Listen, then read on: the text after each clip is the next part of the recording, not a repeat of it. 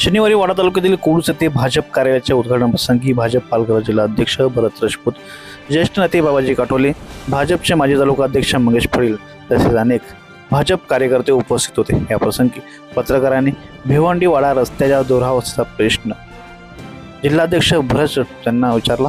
यावेळी त्यांनी येत्या मार्चपर्यंत हा रस्ता पूर्ण सुस्थितीत होईल असं आश्वासन दिलं। गेल्या काही अनेक वर्षापासून रस्त्यावरील खड्डे आणि वाहतुकीतील अडथळे व नागरिकांचा त्रास या संदर्भात मोठा प्रश्न निर्माण झाला होता। मात्र आता ठप्प गेले, एकदम स्लो झाले सर। नागरिक एकदम सांगू इच्छितो का देवेंद्र फडणवीस साहेब जेव्हापासून मुख्यमंत्री झालेले आहेत तेव्हापासून जेवढे बंद पडलेले काम सर्व सुरू झाले।